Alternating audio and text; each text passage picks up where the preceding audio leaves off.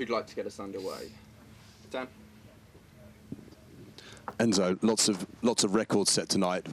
Chelsea, the first club to have 3 teenagers score in a Champions League game. Guiu, then Estevao, became the youngest goal scorers for Chelsea in the Champions League, and Reggie Walsh, the youngest player ever. How proud are you of a team that young achieving that kind of result? Yeah, very proud. It's a special night for the club, for the young players. I think Guiu already scored for Chelsea 5-6 goals last year in conference. Tai already scored also in the Premier League. Estevao exactly the same. I think overall it was a great night, especially for these young players and for the club. Nizar? Enzo, how important is it that the club constantly use young players and show that you will give them chances in sort of big Champions League matches? How important is that for the club and the strategy of the overall club? It's the strategy of the club.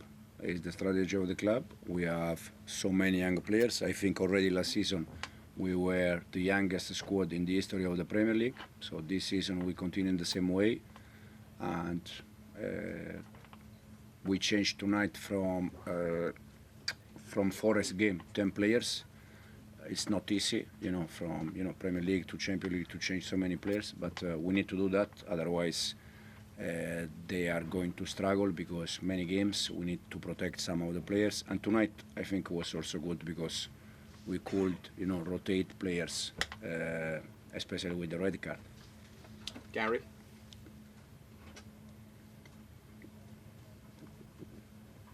Hi Enzo, congratulations. Thank you. You're now just only by goal difference, not in the top 8, same points as Barcelona, Liverpool. What does that say? I know it's early, but what does that say tonight, that result, that performance, about Chelsea's prospects of going deep into this Champions League competition this season? We always said the same, but at the end it's because it's true. We go always game by game. I think tonight was good to win, to continue to the momentum. But now in 48 hours we have one more game that is very demanding, Premier League game against Sunderland. I think it's good for everyone, for the club, but it's a win, and personally it doesn't mean too much in terms of the season. It's just to continue to play games, to try to win, to try to improve players, and this is the main thing. And 4 wins now on the bounce in all competitions. What does that do for momentum and confidence, particularly as we've spoken about the young players in the squad? Yeah. We need to continue on that, knowing that Saturday it's a tough game against Sunderland. They are doing very well, but we're gonna try to prepare the game with the same intention that we had since day one. That is, try to win the game. And then we see. Davide?